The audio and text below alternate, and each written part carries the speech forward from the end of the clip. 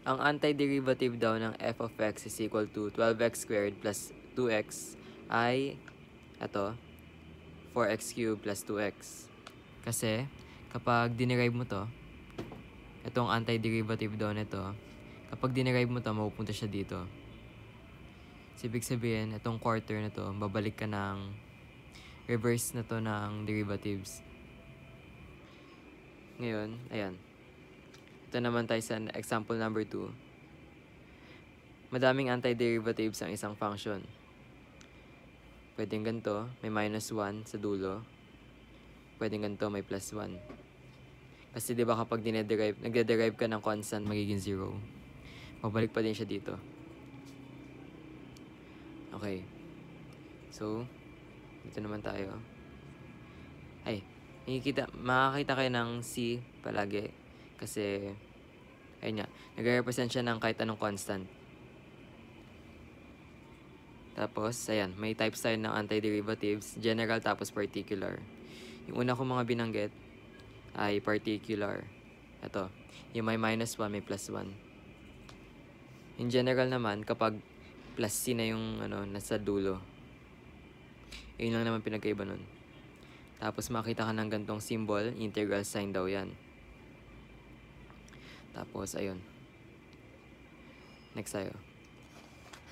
Sa pag-derive, may 4 tayong pwedeng sundan. 4 na rules.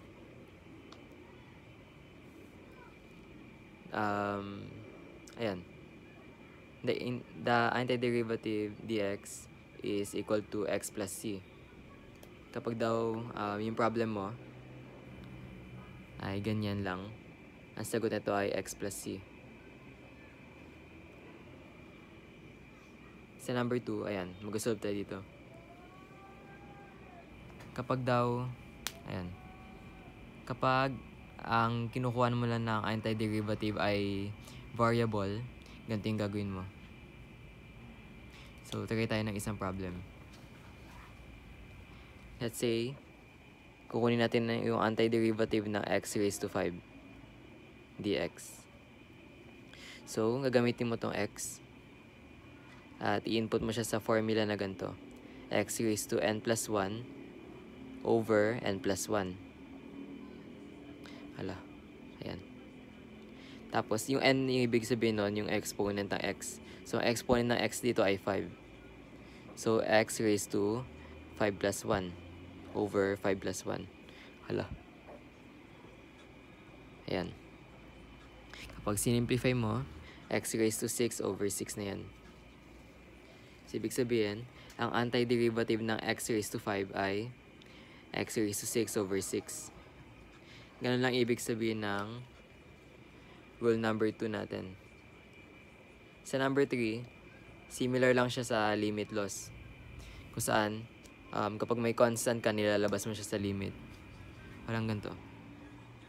The limit of 3x as x approaches 1. Di ba kapag yung magamit yung limit laws, nilalabas mo to.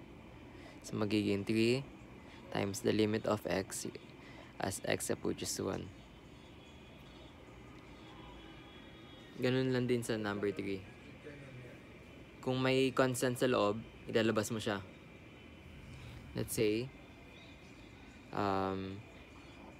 kinukuha mo yung antiderivative ng 5x cubed dx. Ayun lang. Ayan. Balik pala tayo dito saglit. Kapag mag-solve ka ng antiderivatives, general yung ginagamit natin. General antidifferentiation. So, bale, ibig sabihin, maglalagay ka dyan ng plus c. Okay, ganun na naman yun, miss. So, balik tayo dito. Itong 5, since constant yan, ilalabas natin. So, magiging 5, yung antiderivative ng x cubed dx. Tapos, may kita nyo, x na naman yung natitira sa loob. So, gagamit tayo ng ganitong rule. Rule number 2. So, magiging 5 times x raised to 3 plus 1 over 3 plus 1. Tapos, dito ka na maglalagay ng plus c. So, solve natin to. 3 plus 1 ay 4. X raised to 4 na yan. Over 4.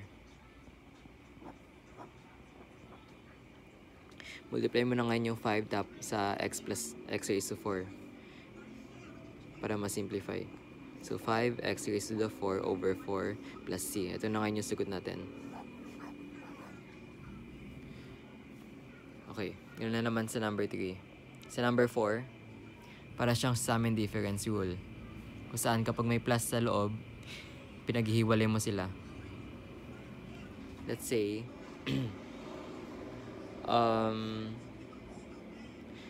kinukuha mo yung antiderivative ng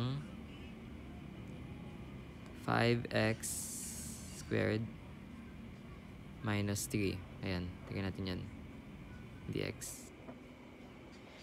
Since may operation dyan, pag-iwalay natin. 5x squared dx, ayan, minus 3 dx. Tapos dito ka nagagamit ng, ayun,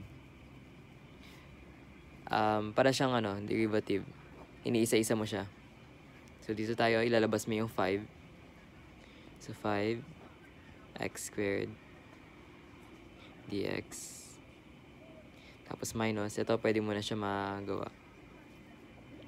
So sa pag-solve ng constant lang dyan, minumultiply mo yung itong x. Diba?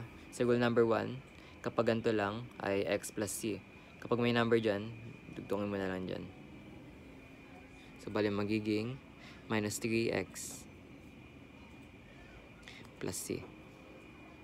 So dito naman, itong x squared, ang gamitin natin rule number 2 na x raised to 2 plus 1 over 2 plus 1 dx.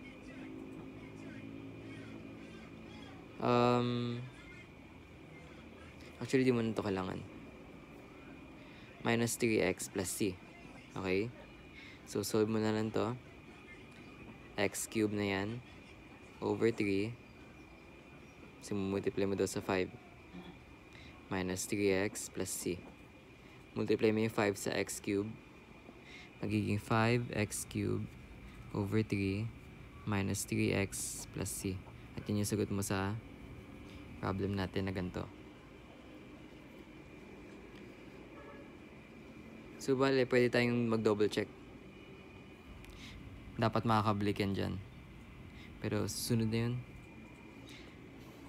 Bale, ayan. 4 yung loss sa pag-antiderivative.